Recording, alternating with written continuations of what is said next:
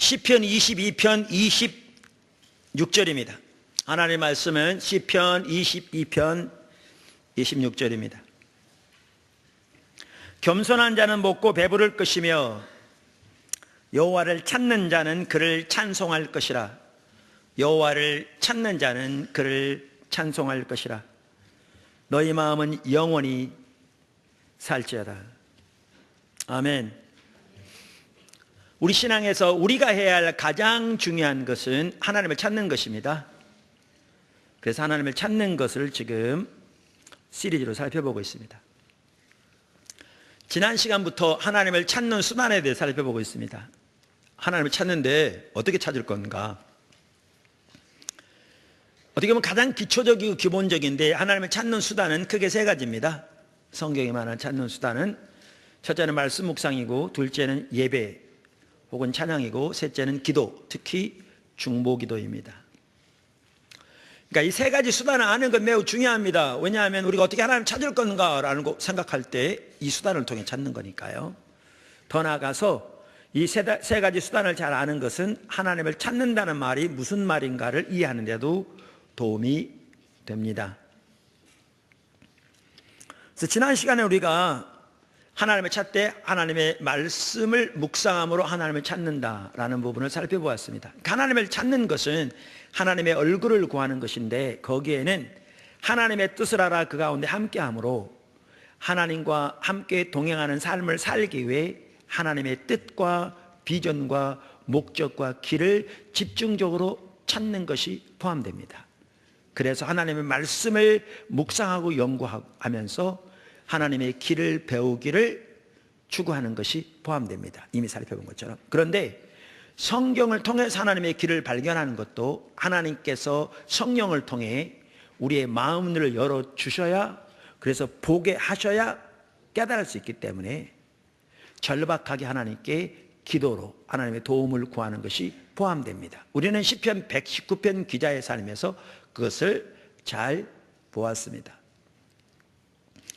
오늘은 두 번째로 하나님을 찾는 수단의 한 핵심이 예배입니다. 혹은 찬양과 경배입니다. 그래서 오늘 읽은 본문 말씀에도 뭐라고 말하고 있는가 하면, 여호와를 찾는 자는 그를 찬송할 것이라, 이렇게 말하고 있습니다. 그래서 이 부분을 같이 살펴보려고 합니다. 사실 제가 처음 첫 번째 교회에서 목회할 때요, 집중적으로 하나님을 찾기 시작했어요.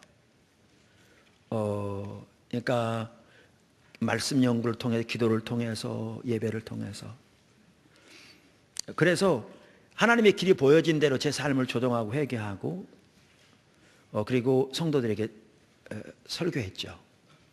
근데 그 당시에는 얼마나 빨리 하나님께서 인도하셨든지, 그 당시 공예배가 4번 있었는데, 주일 낮, 밤, 수요일 밤, 금요일 밤.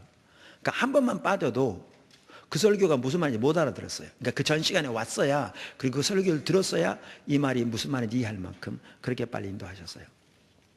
제가 그렇게 한 1년 집중적으로 주님을 찾으면서 또 제 삶을 주님의 길에 맞추어 조정하면서 이렇게 설교하며 이렇게 갔는데, 그래서 저는 성도들이 내 뒤에 바짝 따라올 줄 알았어요. 근데 1년쯤 지나고 난 다음에 성도들이 지금 어떤 상태에 있나 이렇게 돌아봤더니, 출발점에서 시작도 안 하고 무슨 말인지 도대체 모르겠다라고 아우성치고 있는 모습이 보이더라고요, 제 눈에. 한편 너무나 낙심됐습니다.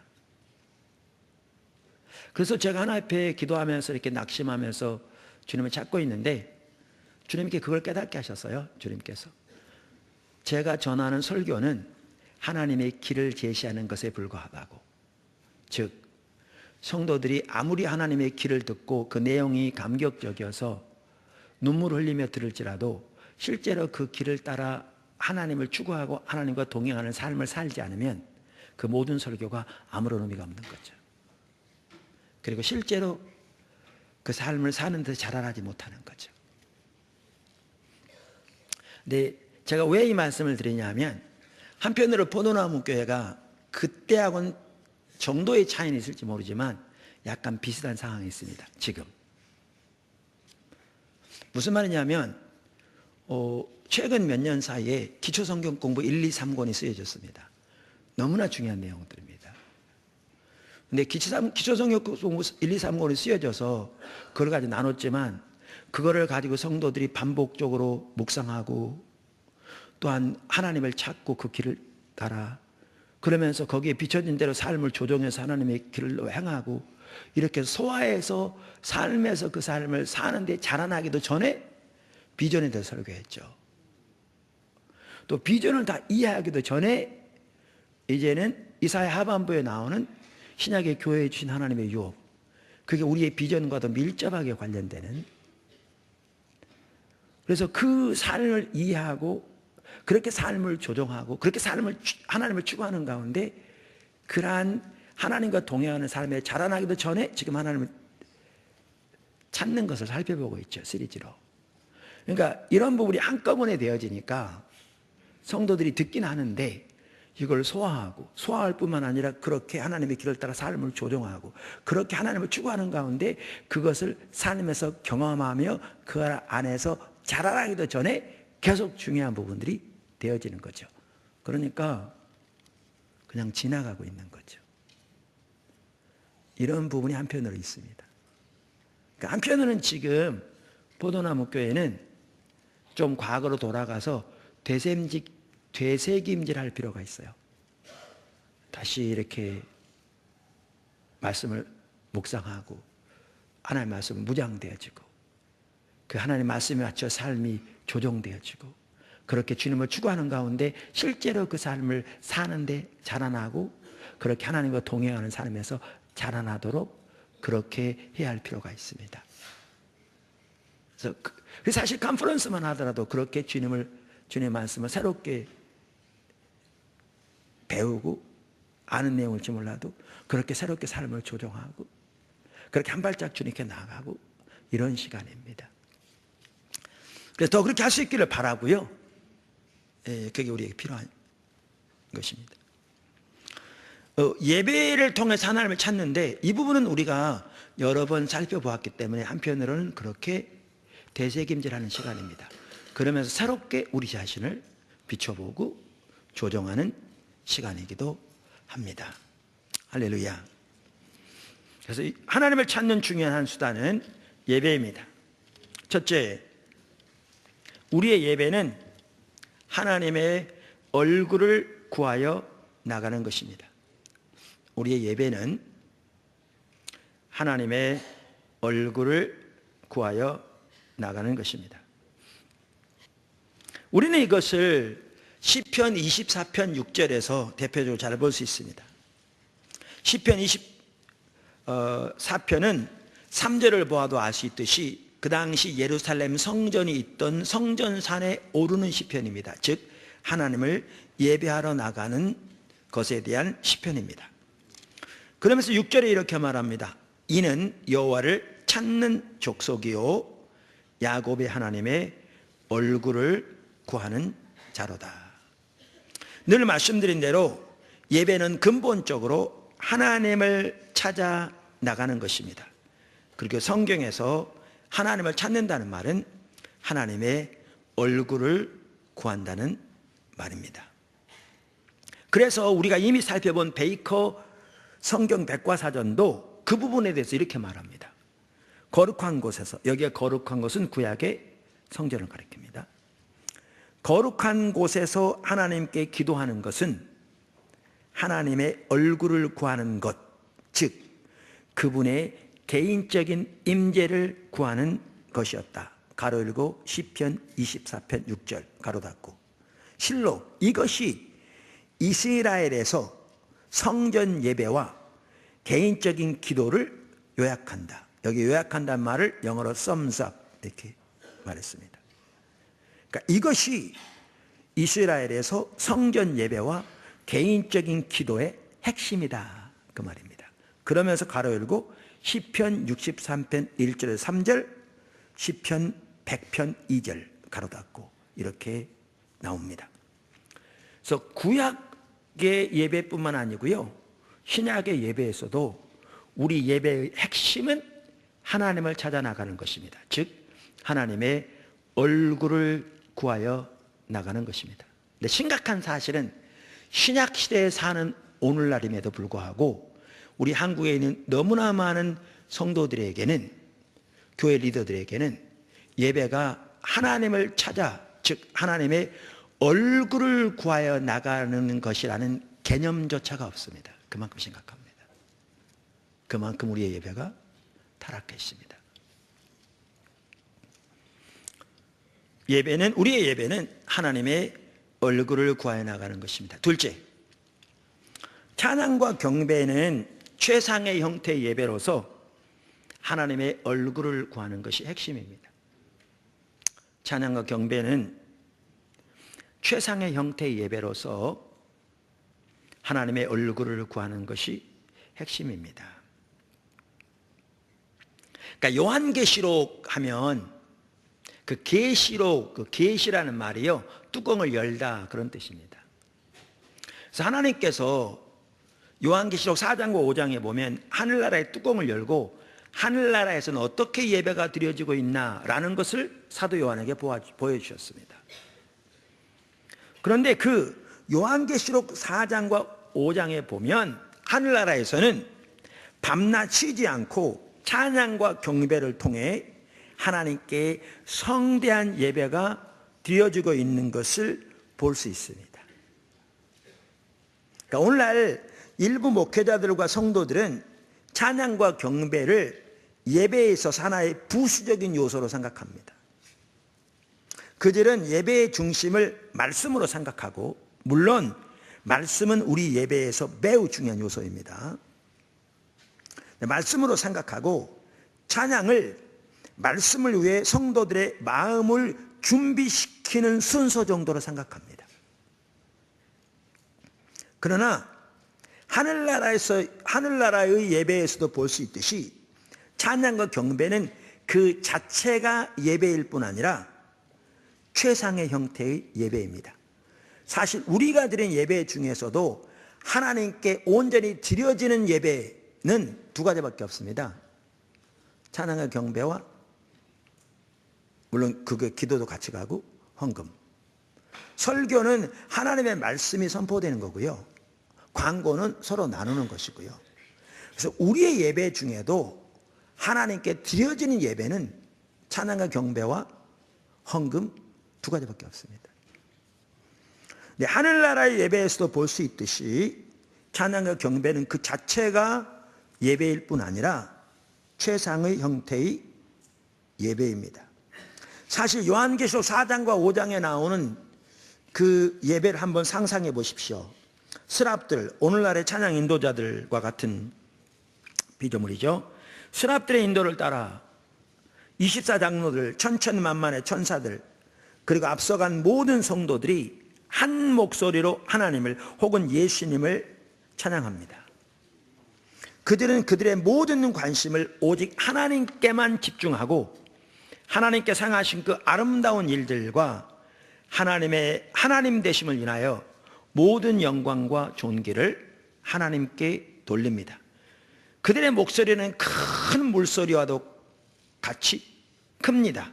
그러나 그들은 한 목소리로 하나님을 찬양합니다. 이 얼마나 놀랍고 장엄한 예배입니까? 우리가 앞에서 살펴보았는데요, 찬양과 경배가 하나님께 드리는 예배로서 본격적으로 세워지기 시작한 것은 다윗 때부터였습니다. 물론 그전에도 찬양이 있었습니다. 예를 들면 출애굽기 15장에 홍해 사건 이후에 놀라운 승리를 경험하고 나서 모세도 미리암도 찬양으로 하나님께 예배를 드렸고 이스라엘 백성들이 하나님을 찬양하며 춤을 췄습니다. 있었는데 하나님께 드리는 예배로서 본격적으로 찬양이 도입된 것은 다윗 시대였습니다. 다윗 시대였습니다. 그런데 우리는 하나님께서 다윗에게 하늘의 예배를 계시해 주신 걸 볼 수 있습니다. 그러니까 다윗은 누구보다 하나님을 찬양하는 자였습니다. 그의 시편들을 보면 볼 수가 있습니다. 그리고 누구보다 하나님 그분 자신을 찾고 사모하고 추구하는 자였습니다. 우리가 이미 시편 20편 4절에서 보았습니다. 그래서 그랬는지를 모르지만 하나님께서 다윗에게는 하늘의 예배를 계시해 주셨습니다. 사실 여러분이 역대상 28장 19절을 보아도 알 수 있듯이 다윗이 솔로몬에게 그 예루살렘 성전을 지으라고 권면하거든요. 자기가 지으려고 했는데 하나님이 다윗은 피를 많이 흘린 사람이라고 성전을 짓지 못하게 해요. 그래서 모든 것을 다 준비해서 솔로몬에게 지으라고 권면하는데, 여러분 그때 다윗이 예루살렘 성전의 그 모든 그 설계도를 솔로몬에게 내어준 거 아세요?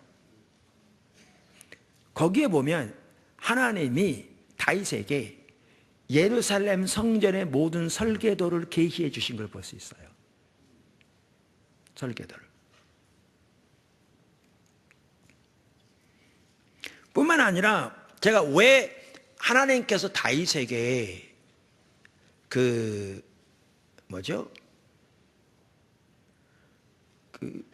하늘의 예배를 계시해 주셨다고 말하느냐면요, 다윗은 그 당시 언약궤는 하나님의 영광이 지상적인 임재로 머물러 있던 것이거든요. 이미 살펴본 대로. 근데 다윗은 그 하나님의 언약궤를 그가 세운 장막에 드리고 거기에 고라 자손들로 이루어진 레위지파 제사장들을 세워 그들로 하여금 하나님의 언약궤 앞에서, 다시 말하면 하나님의 영광의 임재 안에서 그 하나님의 영광을 바라보며 찬양으로 항상 하나님을 예배하도록 했어요. 그 당시에는 하늘의 예배가 아직 계시되지 않았어요. 근데 그로부터 1000년 후에 사도 요한을 통해서 하늘나라에서 어떻게 하나님께 예배가 드려지나라는 것이 요한계시록 4장과 5장에 계시되었는데, 이 요한계시록 4장과 5장을 딱 대조해 보니까 다윗이 그 언약궤를 드리고 그 하나님의 영광이 지상적인 임재로 머물러 있는 그 언약궤 앞에서 하나님의 제사장들을 세워 그 하나님의 영광을 바라보며 하나님께 찬양으로 쉬지 않고 예배를 드리도록 했는데, 이게 정확하게 하늘에서 드려진 예배가 그대로 재현된 걸 볼 수 있어요. 그대로. 이걸 보면 하나님께서 다윗에게 신약 시대 1000년 전에 하늘의 예배를 계시해 주신 걸 볼 수 있어요. 계시해 주신 걸 볼 수 있어요. 그리고 그때부터 찬양과 경배가 하나님께 드려진 예배로서 본격적으로 세워지기 시작했어요. 그리고 하늘의 예배에서도 그렇고 오늘날 우리의 찬양과 경배에서도 그렇고 그 핵심이 하나님의 영광을 보는 것입니다. 그렇기 때문에 자, 이렇게 다윗은 고라 자손들로 이루어진 제사장들을 세워 하나님을 찬양으로 예배하게 했는데, 그때에도 다윗이 그들에게 명령한 핵심적인 명령이 뭔지 아세요? 그들에게 너희는 항상 하나님의 얼굴을 구하라, 이렇게 말씀하셨어요. 이게 정말 중요한 말이죠. 그게 어디 나오냐면 역대상 16장에 나와요. 역대상 16장 4절과 5절, 제가 7절에서 11절을 읽을 텐데 성경이 이렇게 말합니다.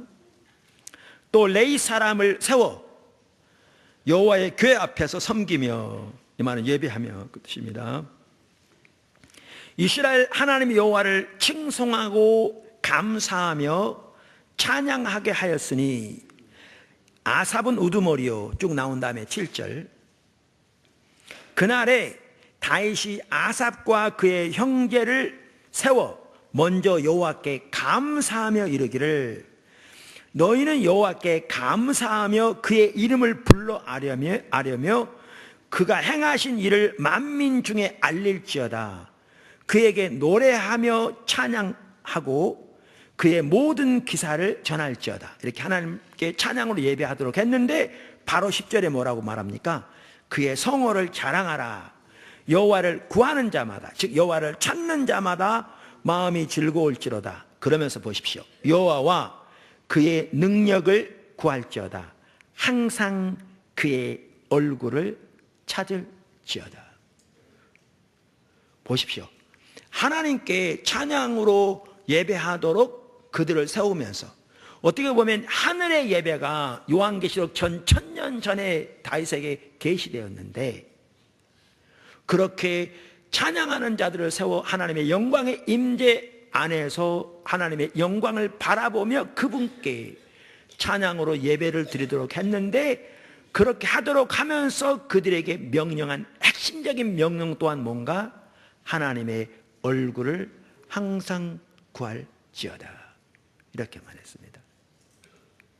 여러분, 우리의 전체적인 예배가 하나님의 얼굴을 구하여 나가는 것이고요, 찬양 또한 최상의 형태의 예배로서 핵심이 뭐냐?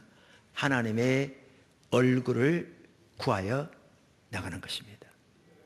그러니까 하나님의 얼굴을 구하는 중요한 수단이 예배 혹은 찬양인 동시에, 참다운 예배와 참다운 찬양은 하나님의 얼굴을 구하여 나가는 것입니다. 근데 오늘날 아까도 제가 잠깐 언급했습니다만은, 심각한 사실은 이 우리의 예배에서 가장 중요한 이 요소가 오늘날 교회 가운데, 너무나 많은 하나님의 백성들 가운데 가려져 있다는 것입니다. 이게 심각합니다.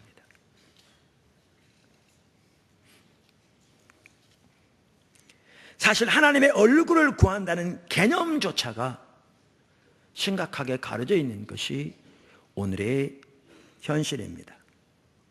제가 가끔 인용합니다마는, 그 로이드 존스 목사님이라고 세계에서 유명했던 목사님이 계시잖아요. 우리나라 한국 목사님들 중에 60% 이상은 그분의 책을 한 권 이상 가지고 있다고 누가 그러던데, 그분이 지금부터 60년 전에 영국 교회를 두고 한 얘기거든요. 그분 지금 돌아가셨는데, 그런데 한국 교회 와서 보고 쓴 것 같아요. 그런 이렇게 말했습니다. 그런 사람들의 종교나 예배는 생명력 있는 것이 전혀 없습니다. 그들은 아무것도 기대하지 않습니다. 아무것도 얻지 못하고 아무 일도 일어나지 않습니다. 하나님의 집에 가지만 하나님을 만날 생각도 하지 않습니다. 하나님을 기다린다는 마음도 없습니다. 예배 시간에 어떠한 일이 일어날 수 있다는 생각조차 하지도 않습니다. 아니, 우리는 주일 아침마다 언제나 그러한 일을 하고 있습니다. 그것이 관례가 되어 있습니다. 그것이 습관입니다. 그저 그렇게 하는 것이 옳은 일인 것처럼 생각합니다. 하나님께서 갑자기 자기 백성들에게 찾아오셔서 그들에게 임하시고 하나님 성전에서 사람들 존재 전체가 사로잡힘을 당하고 하나님께서 가까이 계시다는 것을 의식하고 하나님의 능력을 느낄 수 있는 것, 그러한 일들이 일어날 수 있다는 것을 전혀 생각지도 않습니다. 모든 것이 형식적이고 모든 것이 그저 잘 되어 간다는 식으로 자만에 빠져 있는 모습입니다. 한국 교회 너무나 똑같습니다. 근데 제가 한 가지 말씀드릴까요? 한국 교회는 여기에다 추가로 한 가지가 더 있습니다. 영국 교회 등 서구 교회는 한국 교회에 없는 한 가지가 한국 교회는 더 있습니다. 똑같은 상황인데 너무나 많은 경우. 그 한 가지가 뭔지 아십니까? 우리 민족은요, 조상 대대로 종교심이 강한 민족입니다. 그러니까 과거에 큰 나무만 있어도 새벽에 일찍 일어나서 찬물로 목욕하고 그 앞에다가 냉수 한 그릇 떠놓고 그냥 정성을 다해 빌면 어떤 신이 있는지 모르지만 지성이면 감천이라고 그 기도를 들어서 그 소원을 이루어질 거라는, 그래서 그렇게 했던 이런 인식이 요즘 한국이 급속도로 서구화되긴 합니다만 너무나 많은 사람들 속에 여전히 뿌리 박혀 있습니다. 그러니까 똑같이 하면서도 한 가지가 더 있습니다. 그게 뭔지 아십니까? 이 예배를 하나님의 신임을 얻어내기 위한 의식으로 여기는 겁니다. 정성을 들여서 빼놓지 않고 주일마다 와서 예배 드리고 가면 하나님이 이걸 받으셔서 자기 기도 응답해 주고 자기 사업 잘 되게 해주고 자기 문제 해결해 줄 거라고 생각합니다. 그게 한국교회입니다. 심각합니다. 예배의 핵심은 하나님을 찾는 건데, 하나님을 찾는다는 말은 하나님의 얼굴을 구하는 것인데, 하나님을 찾는다는 개념조차가 없을 뿐만 아니라 예배가 하나의 의식으로 전락해버렸습니다.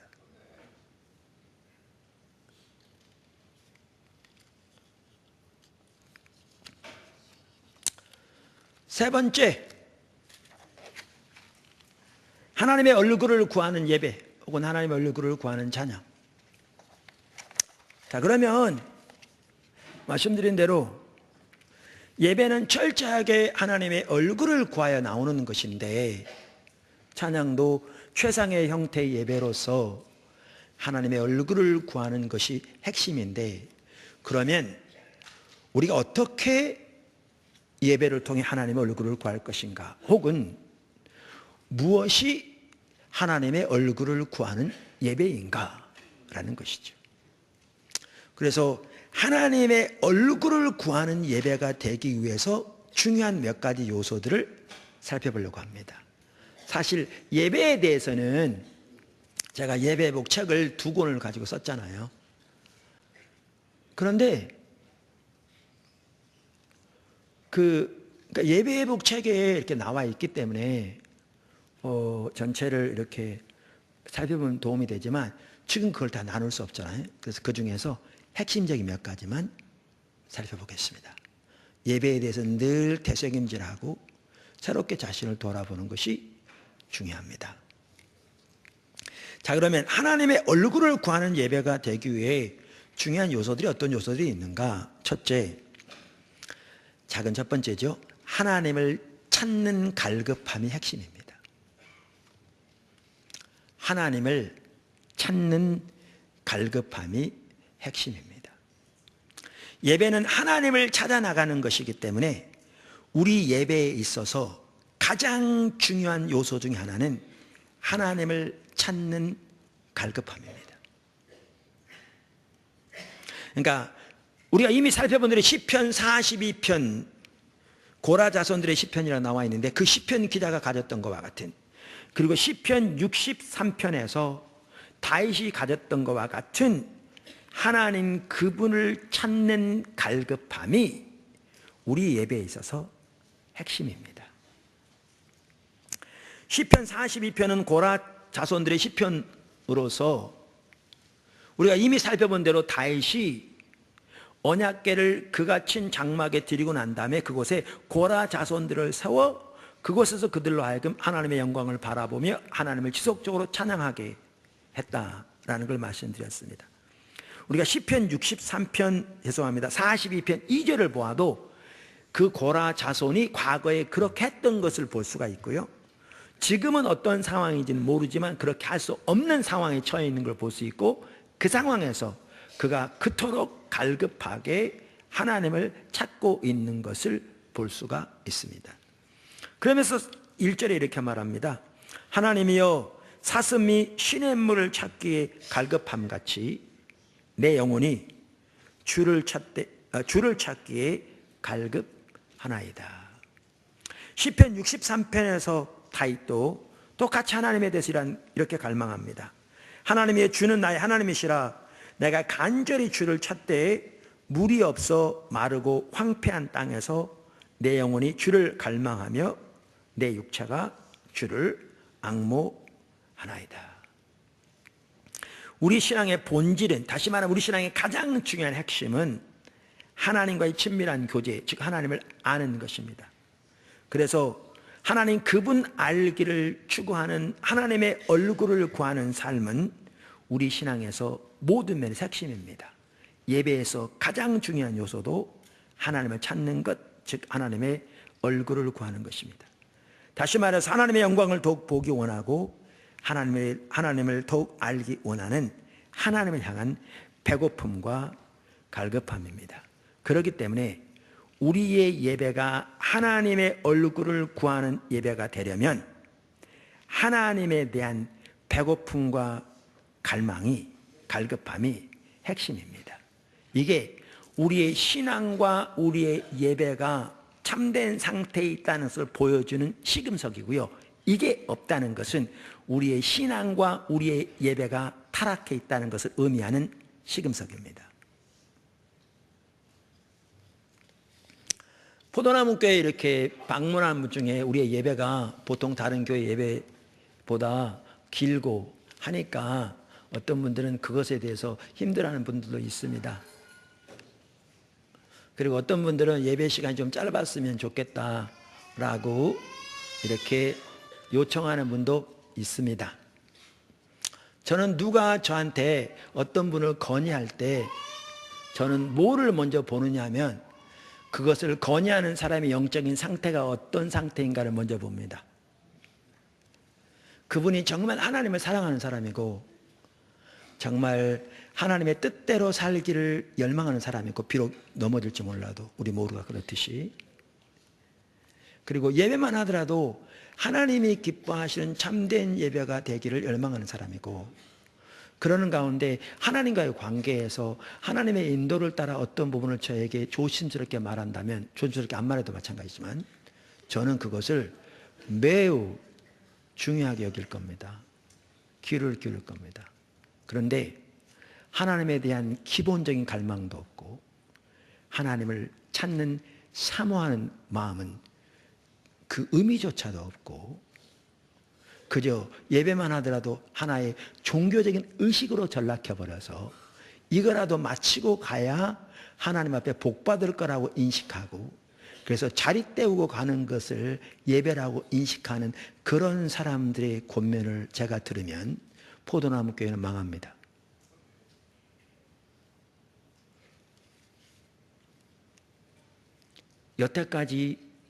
여기까지 오도록 그 많은 희생과 대가를 지불하고 온 모든 것들이 허사가 되는 거죠. 그러니까 제가 그런 말은 전혀 귀를 기울이지 않습니다. 여러분 근데 이걸 기억하셔야 합니다. 금방 말씀드린 대로요. 하나님 그분을 향한 갈망이 우리에게 있는가 없는가가 내 신앙과 내 예배를 테스트해 볼 수 있는 시금석입니다. 여러분 우리에게 하나님을 향한 배고픔과 갈망이 없으면 어떻게 되는 줄 아십니까? 정확하게 라오디게아 교회처럼 됩니다. 그 라오디게아 교회가 나는 부자라 부유하여 부족함이 없다는 자부심만 가득한 하나님 그분을 향한 갈망이 전혀 없는 교회였습니다. 그 교회는 세상적으로 잘 나가는 교회였습니다. 왜냐하면 그 지역이 산업이 발달했기 때문에 성도들이 부자였고요. 그러니까 교회가 당연히 부자였습니다. 당연히 그들은 하나님의 은혜로 축복받았다고 그렇게 말했겠죠. 그런데 그들은 세상의 부에 자기들의 힘을 거기서 위로를 받고 거기서 힘을 얻었기 때문에 그들의 삶 속에는 안일함과 자부심이 가득했습니다. 다시 말하면 하나님을 찾는 배고픔이 전혀 없었습니다. 그랬더니 결과가 뭔지 아십니까? 예수님이 문 밖에 서서 두드리셨습니다. 이 말은 하나님의 임재가 그만큼 철저하게 거쳐 있었다는 말입니다. 그런데 그들은 그 사실을 전혀 몰랐습니다.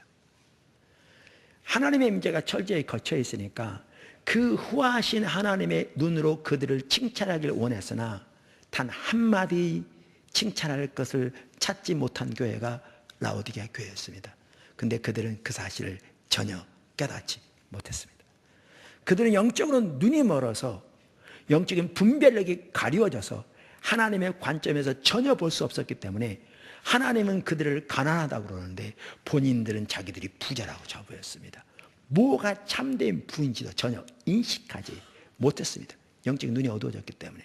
그런데 그렇게 영적인 눈이 어두워졌는데도 그들은 영적인 눈이 어두워졌다는 사실을 인식하지 못했습니다. 그들은 철저하게 가난하고 가련하고 눈멀고 벌거벗었는데 그 사실을 전혀 몰랐습니다. 이렇게 돼버립니다.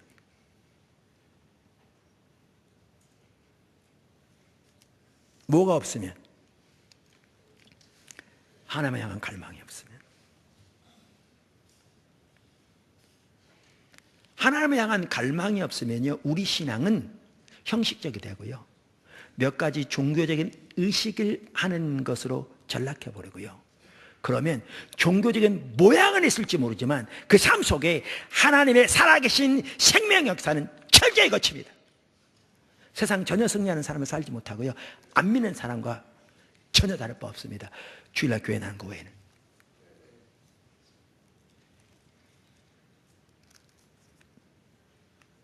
그래서 우리 신앙에서, 우리의 예배에서 중요한 시금석이 뭐냐?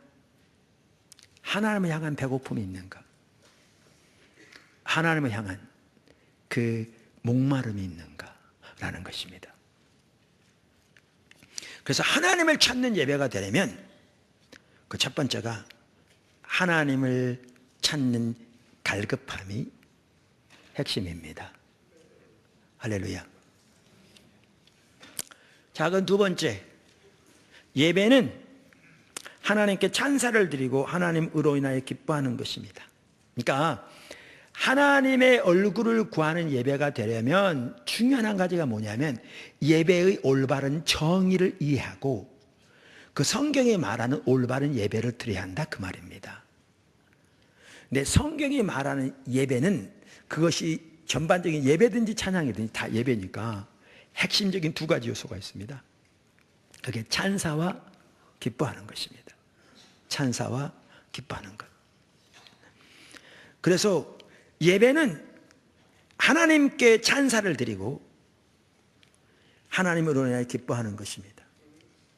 그러니까 하나님을 찾는 갈급함을 가지고 하나님께 나아가 하나님께 찬사를 드리고 하나님으로 인하여 기뻐하는 것이 우리의 예배입니다. 우선 우리의 예배의 대상은 오직 삼위일체 하나님입니다. 예배는 그 중심에 하나님이 있습니다.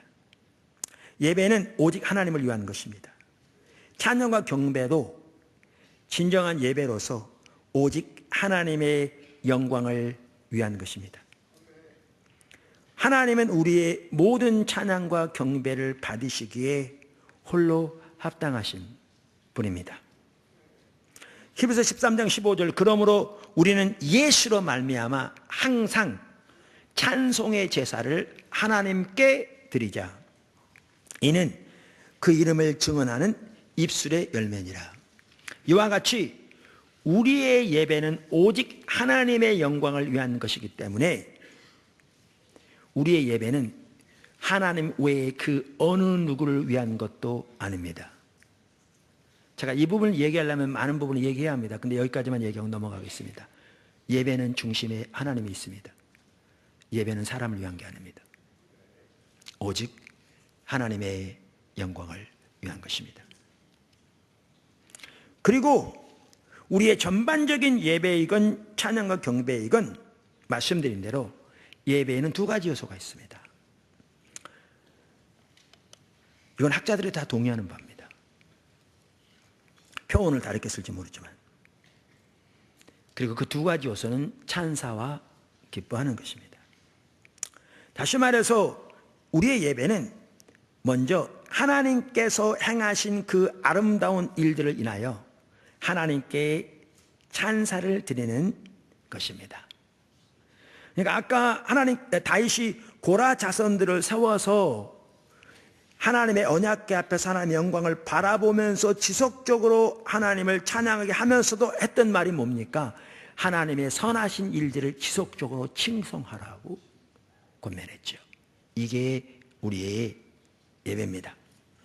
그래서 우리가 하나님 앞에 나아가 하나님께서 행하신 일, 그 아름다운 일들, 즉 우리를 창조하시고 우리를 구원하시고 날마다 우리의 삶 속에 은혜로 함께 하시는 그 모든 일들을 인하여 마음껏 하나님께 감사와 찬사를 드리는 것이 우리의 예배입니다. 할렐루야. 근데 이것도요, 하나님께 대한 신뢰가 있어야 비로소 가능합니다. 이제 수능 다가오는데 우리 아들놈이 보통 때는 전교에서 수능 탑을 하더니 이번 수능에 죽 썼어. 그래가지고 서울에 있는 대학도 못 가게 생겼어. 만약 그렇다면 적지 않은 성도들은요, 하나님께 올바른 감사와 찬사를 못 드립니다. 불평만 가득할 수 있습니다. 아니 목사님이 기도까지 해서 보냈는데 하나님이 그 기도도 응답하지 않으시고,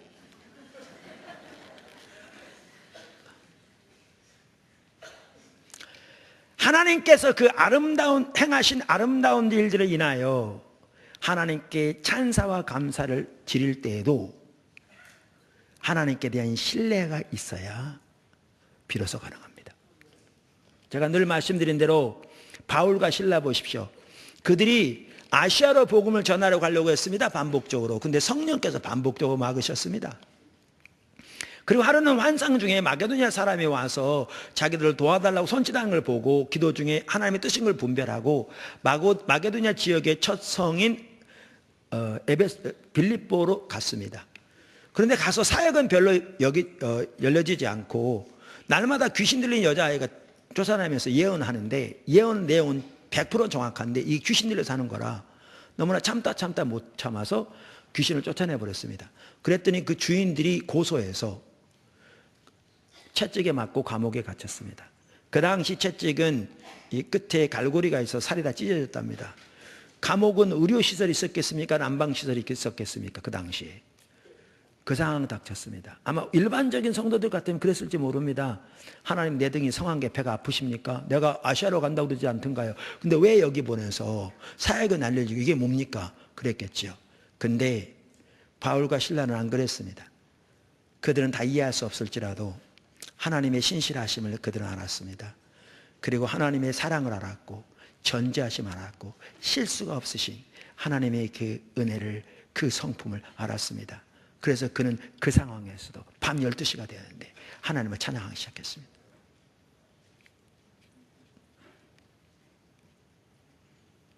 그랬더니 하나님이 더 이상 못 견디신 것 같습니다. 감격하셔서. 그래서 옥터를 흔드셨습니다. 지진이 나면요, 건물은 부서지고 문짝이 떨어져 나갈지 몰라도 손에 차인 수갑이 풀려지는 않거든요. 근데 땅이 흔들리고 건물이 떨어져 나가고 문이 떨어져 나갈 뿐만 아니라 손에 차인 착고까지 풀려져 나갔어요. 하나님이 강력하게 역사하신 겁니다. 그리고 그렇게 해서 세워진 교회가 빌립보 교회입니다. 그 간수장 가족들을 중심으로 해서. 바울의 서신서를 보면 바울이 가는 곳마다 바울과 같이 동역하면서 늘 바울의 마음에 있었던 교회가, 바울이 세운 많은 교회 중에 가장 그의 마음에 그렇게 있었던 교회가 빌립보 교회입니다. 빌립보 교회가 그렇게 세워졌습니다.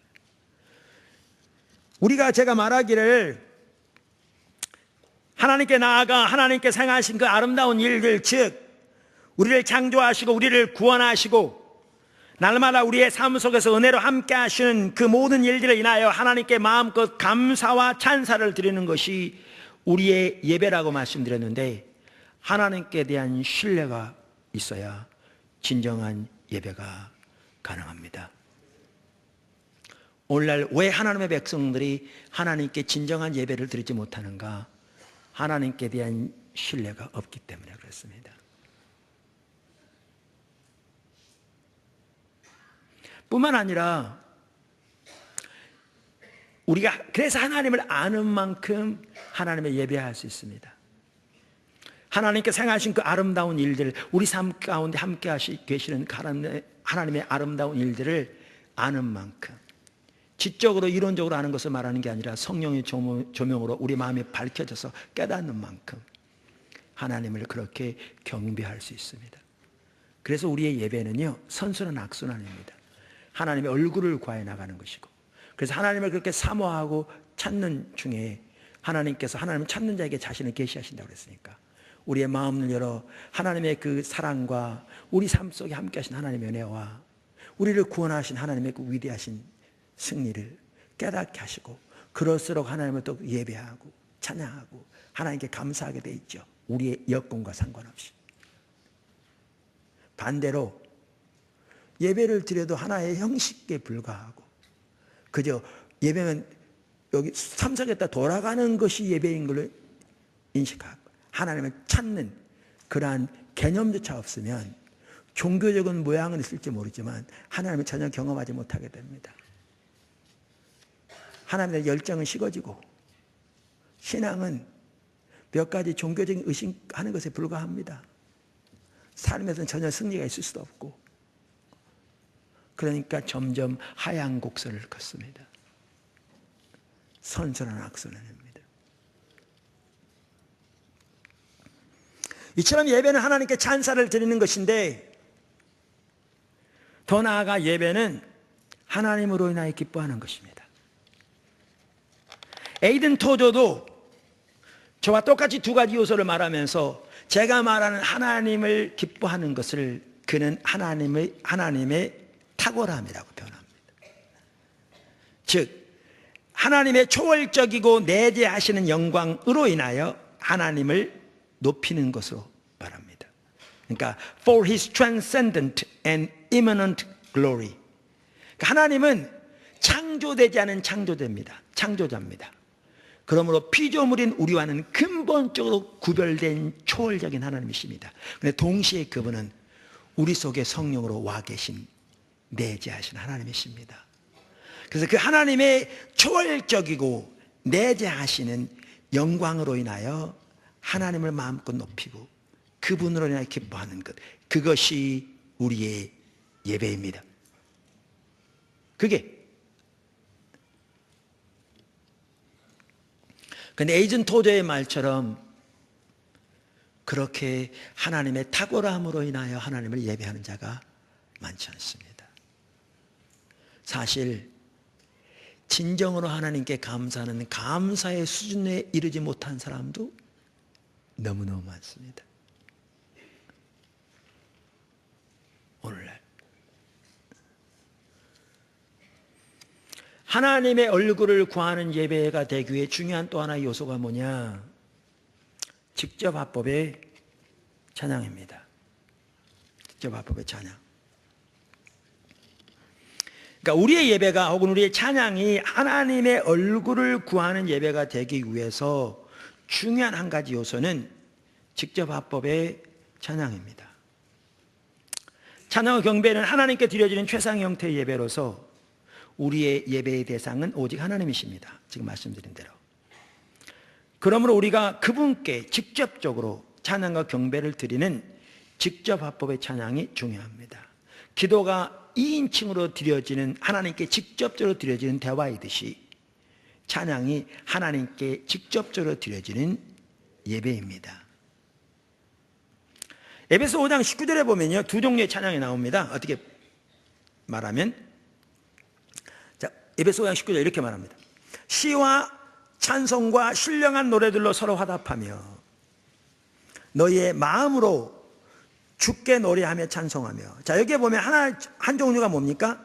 시와 찬송과 신령한 노래들로 서로 화답하는 찬양입니다.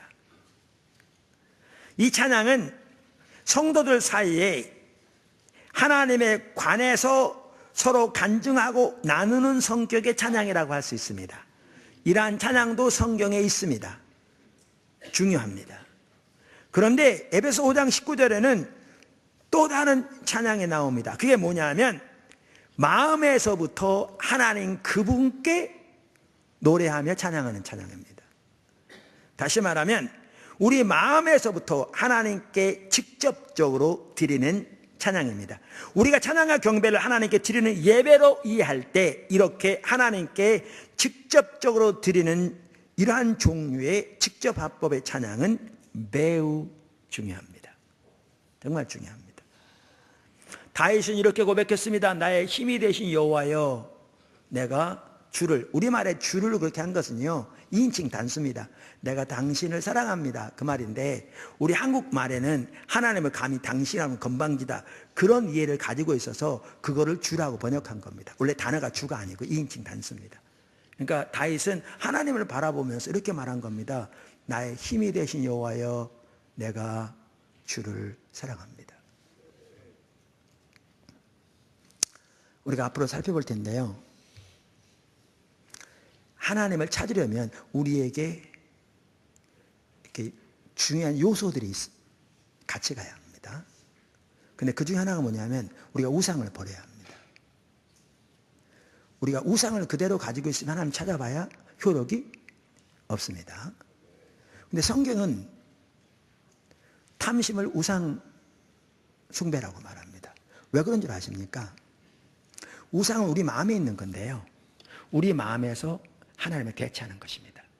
우리가 하나님 외에 다른 것으로부터 삶의 기쁨과 만족을 얻고 우리가 살아갈 이유와 목적을 발견하고 힘을 얻는다면 이게 우상입니다. 그게 뭐든지. 근데 돈은 보십시오, 단순한 매개체가 아닙니다. 여기는 파워가 있습니다. 이 돈이 어떤 사람에게는 살아갈 삶의 이유를 줄 수 있고요, 삶의 만족과 기쁨을 줄 수 있고요, 삶의 목표를 줄 수 있고요, 당당함을 줄 수 있고요, 힘을 줄 수 있습니다. 이 돈에서 나온 게 아닙니다. 이게 돈의 배후에 있는 파워입니다. 그래서 예수님은 심지어 뭐라고 표현했냐면 하나님과 돈을 동시에 섬길 수 없다고 말한 겁니다. 그 말은 무슨 말이냐면 돈을 하나님 자리에 둔 겁니다. 하나님 자리에. 다시 말하면 하나님이 줄 수 있는 것을 돈이 줄 수 있는 겁니다. 힘을, 사람의 당당함을, 삶의 목표를, 삶의 기쁨을, 만족을 줄 수 있습니다. 만약에 어떤 사람이 돈에서 그렇게 만족과 삶의 의미와 삶의 목표를 발견한다면 이게 우상숭배입니다. 그래서 탐심은 우상숭배라고 말한 겁니다. 그리고 그 자세로 하나님을 절대로 올바로 섬길 수 없습니다. 왜냐하면 그는 아무리 교회에 주일날 빼놓지 않고 나올지 몰라도 그는 돈이 그의 힘이고 하나님은 돈을 위한 수단에 불과하기 때문에. 그리고 얼만큼 하나님께 순종하고 얼만큼 하나님의 명령에 순종하는 것도 뭐가 결정할 거냐면 그의 돈의 유익이 결정할 겁니다. 그에게 신은 돈입니다. 그의 하나님은 돈입니다. 구약시대에 이스라엘 백성들은 하나님께 성대한 제사를 드렸습니다. 그러나 동시에 그들은 바알을 섬겼습니다. 그러니까 본인들은 하나님께 많은 제사와 많은 예배를 드리니까 하나님을 섬긴다고 말했을지 모르지만 그들이 동시에 바알을 섬기고 아세라를 섬기니까 하나님은 그들이 전혀 하나님을 섬긴다고 말하지 않았습니다.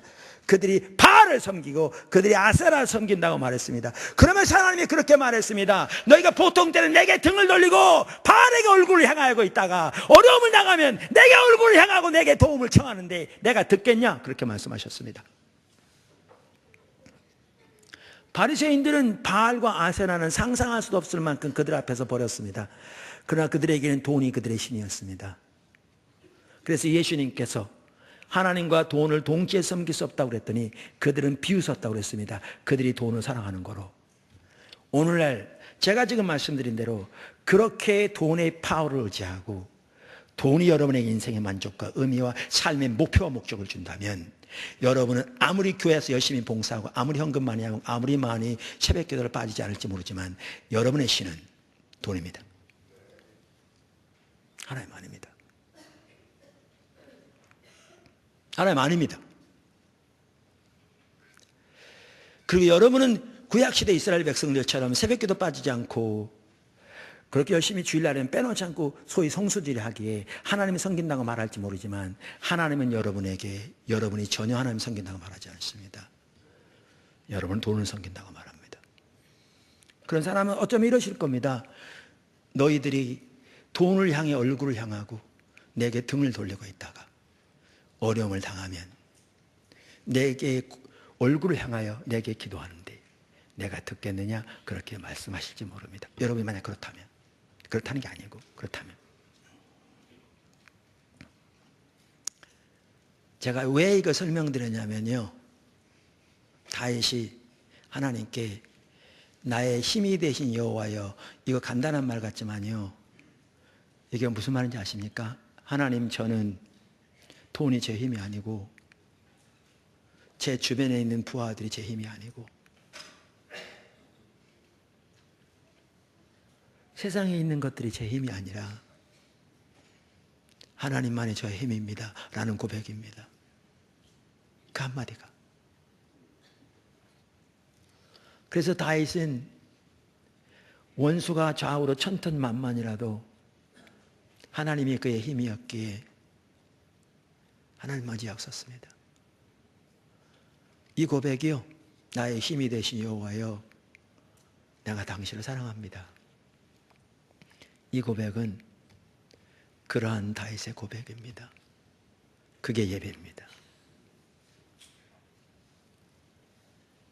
그게 예배입니다.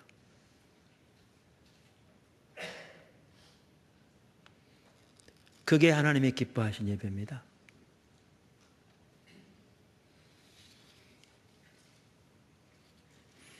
그래서 죄송합니다. 요한계시록 4장에 보면 똑같이 이렇게 그 하늘나라에서 예배가 드려지죠. 우리 주 하나님이여, 영광과 존귀와 권능을 받으시는 것이 합당하오니, 우리 주 하나님, 당신은 영광과 존귀와 권능을 받으시는 것이 합당합니다. 왜냐하면 당신께서 만물을 지으셨기 때문입니다. 만물이 당신의 뜻대로 있었고 또 지으심을 받았습니다. 이렇게 경배하고 있습니다. 그래서 하나님, 우리가 올바른 이렇게 예배로 이해할 때 하나님께 드려진 직접 합법의 찬양 예배는 아무리 강조해도 지나침이 없을 만큼 중요합니다. 사실 한국교회 에베소 5장 19절에 나오는 첫 번째 종류의 찬양은 너무나 가득합니다. 그런 이해만 가득하니까 우리가 말로는 예배가, 찬양이 하나님의 영광을 위한 거라고 말하면서 실제는 사람을 위한 게 너무너무 많습니다.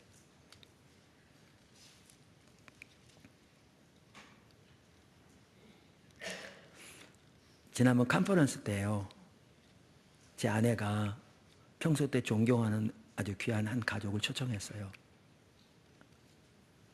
그분이 바빠서 매일 못 오고 딱 한 타임 왔어요.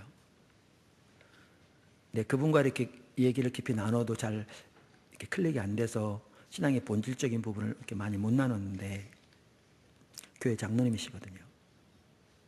그런데 중심에 하나님의 올바로 있어서 그런지 예배 딱 한 번 참석했는데 이 예배 다른 걸 보더라고요. 하나님만을 바라보며 그분만을 높이는 예배를 금방 보더라고요. 그리고 그 주인 약속을 인식하더라고요. 딱 한 번 참석했는데.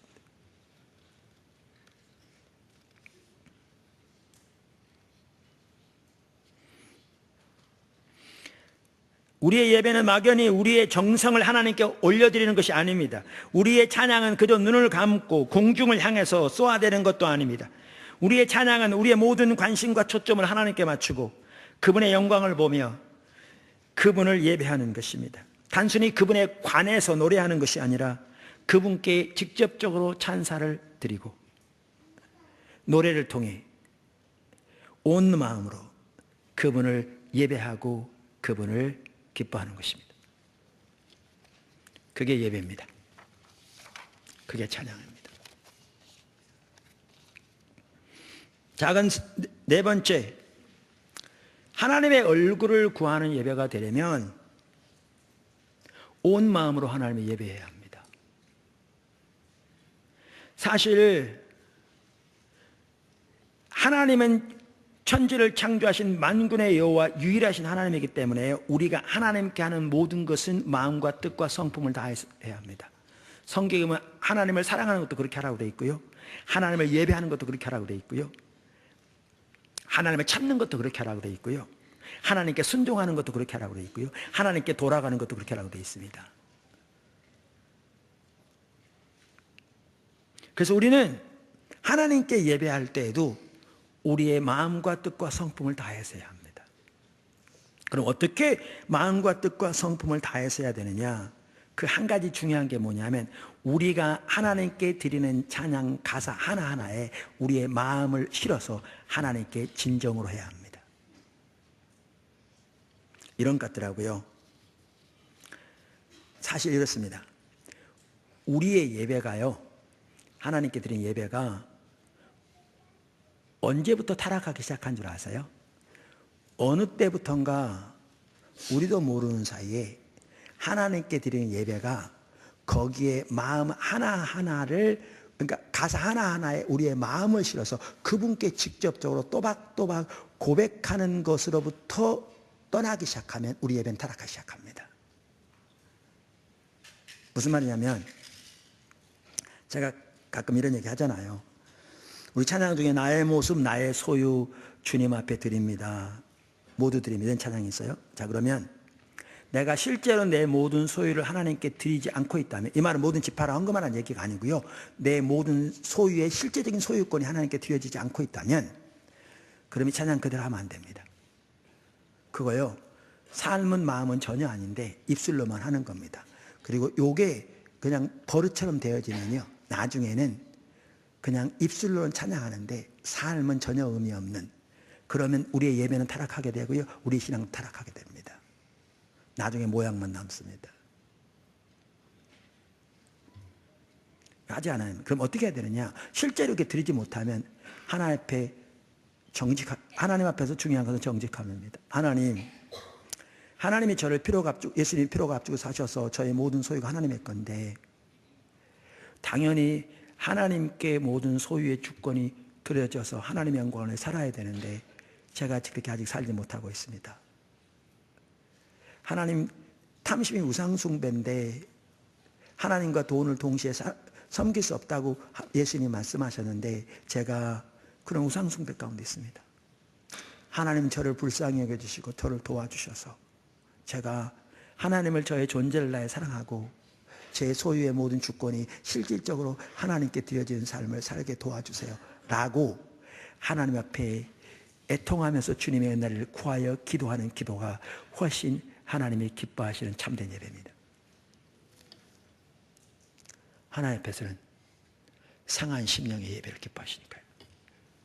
이렇게 우리가 드리는 찬양 하나하나에 우리의 마음을 정직하게 실어서 예배를 드리는 것이 우리의 예배가 돼야 하고요, 여기서 출발하게 되면 이제 말만 남습니다.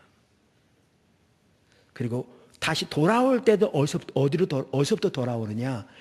우리가 드리는 예배, 하나님께 드리는 찬양의 가사 하나하나에 우리의 마음을 진정으로 참되게 하나님 앞에서 지금 설명한 대로 씻는 것으로부터 돌아옵니다. 그게 출발점이에요. 돌아오는 출발점이고요, 그게 없는 게 떠나는 출발점입니다. 여러분의 예배는 지금 어떤 상태입니까? 저한테 답변하실 필요 없습니다. 여러분이 살펴보시면 합니다. 그리고 여러분이 예배에서 하나님을 그렇게 진정으로 예배하지 않기 시작하면 여러분의 신앙은 반드시 타락하게 되어 있습니다. 참된 예배와 참된 신앙은 분리되지 않습니다. 그리고 삶은 타락하게 되어 있습니다. 참된 예배, 참된 신앙, 참된 삶은 분리되지 않습니다.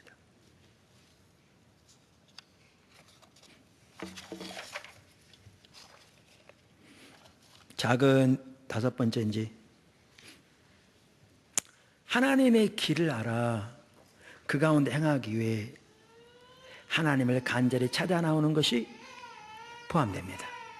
그러니까 이게 참 중요한 부분. 그러니까 하나님의 얼굴을 구하는 삶의 한 부분이 뭐냐면, 하나님의 목적과 길을 알아 그 가운데 행하기 위해 하나님을 간절히 찾는 거라고 그랬잖아요. 우리가 지난주도 살펴봤죠.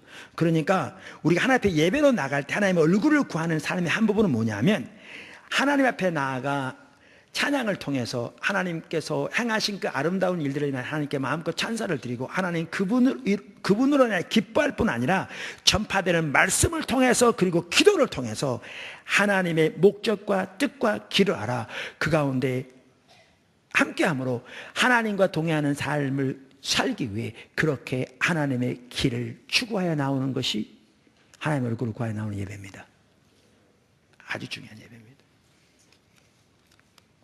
제가 가끔 말씀드리잖아요. 포도나무교회 처음 세워졌을 때요, 분당에서 일정 기간 동안에 200명 이상이 방문했다니까요. 주일날 5명, 10명 이렇게. 근데 제가 워낙 설교를 강하게 해가지고요. 나중에 보니까 그 200명 중에 5명 남았더라고요. 제가 나중에는 하도 뭐 시험봤어요. 누구누구 남았나. 그랬더니 5명 남았더라고요. 그 당시에요. 교회가 재정적으로 한 달에 350만 원 적자 났었어요. 월세가 250만 원이었거든요. 그대로 가면 교회가 언제 문 닫을지 모르는 상황이었어요. 근데 왜 제가 그렇게 강력하게 설교했냐면요. 원래 예배는 하나님을 찾아 나오는 건데, 즉 하나님의 얼굴을 구하여 나오는 건데, 성도들이 하나님을 찾는다는 개념조차 없더라고요. 뭐 하러 왔느냐? 주일 됐으니까 소위 성수질 하러 온 거예요. 종교적인 의무하러. 이거라도 해야 하나님 복 줄 줄 알고.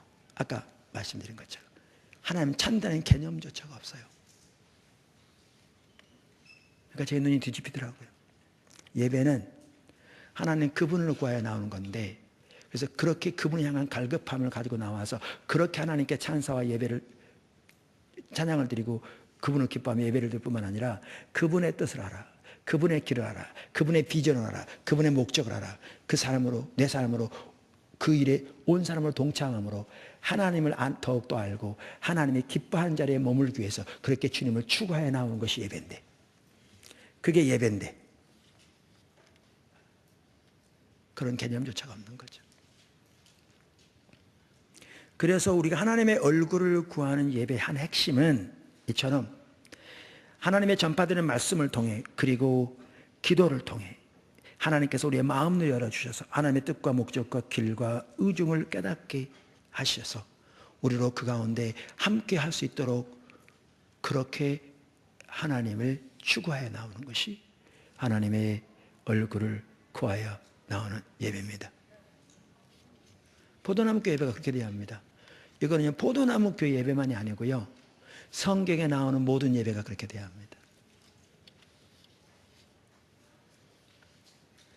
큰 네 번째, 공예배시 나타난 하나님의 영광. 이제 마칩니다.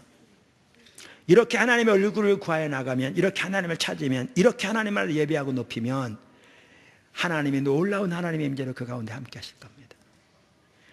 그리고 하나님께서 하나님의 임재를 함께 하셔서 하나님의 성품을, 하나님의 뜻을, 하나님의 길을 알게 하실 겁니다. 깨닫게 하실 겁니다. 소위 말하면 신학적인 용어로 하나님이 계시하실 겁니다. 우리의 마음을 열어.